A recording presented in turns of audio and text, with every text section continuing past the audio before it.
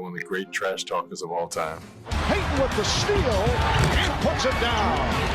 I used to tell my guys before the game, no matter what Gary says, don't talk back to him.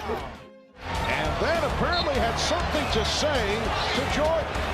Payton and Jordan having some words, face to face. The glove! The year was 1996, and Michael Jordan was enjoying his first full season back from baseball. Freshly motivated by the playoff defeat against the Magic, MJ led the Chicago Bulls to a record-breaking 72-win season. There it is, 70 has become a reality for the Chicago Bulls. This year's Chicago Bulls squad just may go down as the greatest team of all time. The arguably greatest team of all time steamrolled through the playoffs, and facing them in the finals was the Seattle Supersonics, led by a 26-year-old Gary Payton and a 27-year-old Shawn Kemp, both in their absolute prime.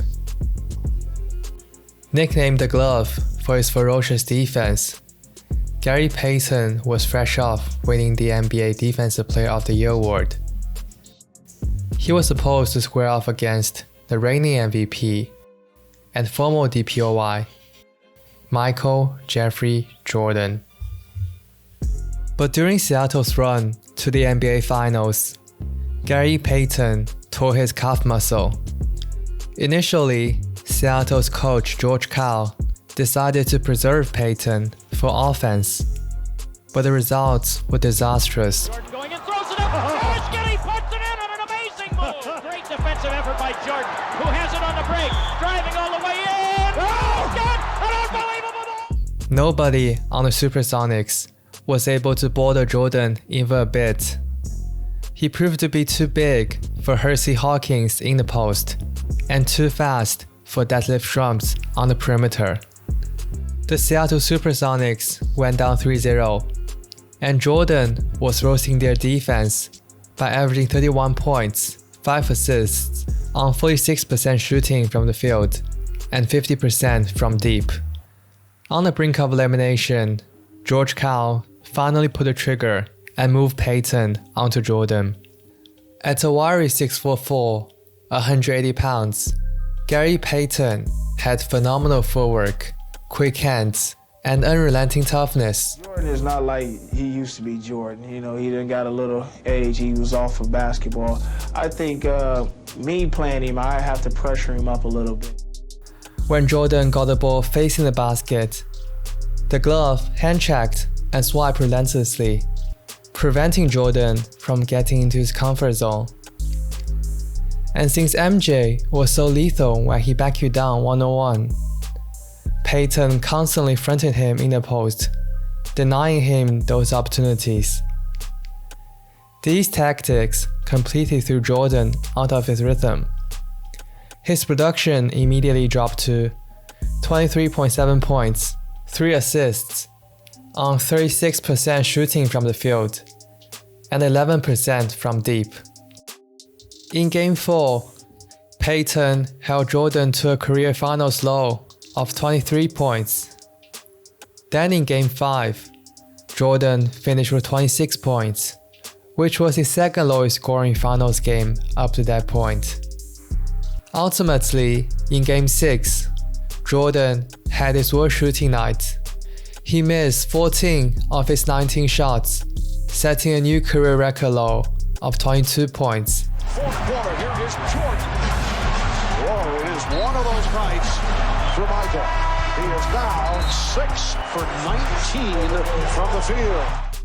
Jordan had never been held under 30 points more than twice in the final series, but the Sonics did it 5 times. Although it was a very small sample size, no one has ever defended Michael Jordan as well as Gary Payton did during the 1996 NBA Finals. Pound for pound, Gary Payton was one of the best defenders the NBA has ever seen. Yet all his skills and techniques were only a fraction of the impeccable defense. Not only will he terrorize his opponents, with his lockdown defense, he will also make sure they know about it. The glove might be the most intimidating trash talker because nothing was off limit for him. Who's the best, I guess best or worst, trash talker? GP. It was definitely Gary Payton. I mean, Gary Payton was talking so much trash. During a regular season game against the Nets, a journeyman forward named Jamie Fake once sparked nonsense at Gary Payton. Payton recalled over an interview with ESPN, "Jamie Fake, he said something to me." Now Gary couldn't even hear what he was saying, but being the ferocious competitor he was, he couldn't let it slide. He replied by noting, "Man, you won't even be in the league next year." Moments later, to Payton's delight, Jamie's teammate came over and said Gary had hurt his feelings. Apparently, Payton's trash talk was so brutal that Jamie didn't have the courage to confront him face to face, but rather told somebody else to do it instead. To top it off, only a year later, Fake was indeed out of the NBA. His career only lasted 6 more games in the next season before he was done for good. Everyone's got to know about the trash talking with you. Is it true that you once told someone that you're not going to even be in the league next year, and then you found out later that you actually hurt his feelings? Yeah, I did.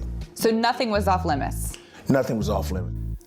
For Payton, nobody was really safe from his ruthless trash talking, not even the legendary Scottie Pippen.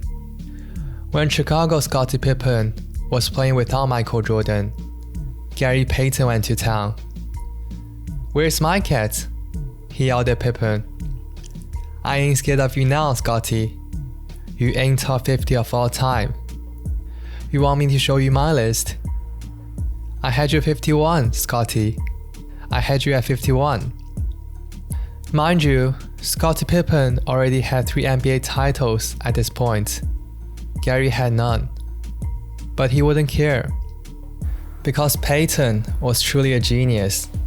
He knew exactly how to get under Pippen's skin. Despite being officially recognized as one of the 50 best players in the NBA history, Pippen will never have the recognition and respect he deserved, simply because he played alongside the one and only Michael Jordan. Why did that sort of get under your skin so much? Is it because you had so much pride as a player in what you were able to do? Well, I don't think it got under my skin. I just wanted to let people know and set the record straight that I was as great a player as Michael Jordan. The most impressive part of his trash talking is that he can actually back it up. During Payton's best stretch of his career, from 1993 to 2003, there was simply no one better than him as a perimeter defender. He was selected to the NBA All-Defensive First Team 9 out of 10 years, an NBA record that he only shares with Michael Jordan, Kevin Garnett, and Kobe Bryant. During that same 10-year stretch, he also made 9 All-Star games, 9 All-NBA teams, and became the first point guard ever to win the Defensive Player of the Year award. The glove was such a great defender that his brilliance on offense was often overlooked. When he retired in 2007, Payton was 6th all-time in total assists, and he was also 21st all-time in total points, 22 points ahead of the great Larry Bird. I think Gary Payton is often an overshadowed figure in the landscape of the modern NBA. He wasn't a great shooter, he couldn't space the floor that well, and his unrelenting defense and ruthless trash talking are a lost art nowadays. But if there is only one thing you should know about him, it's that you never mess with the glove.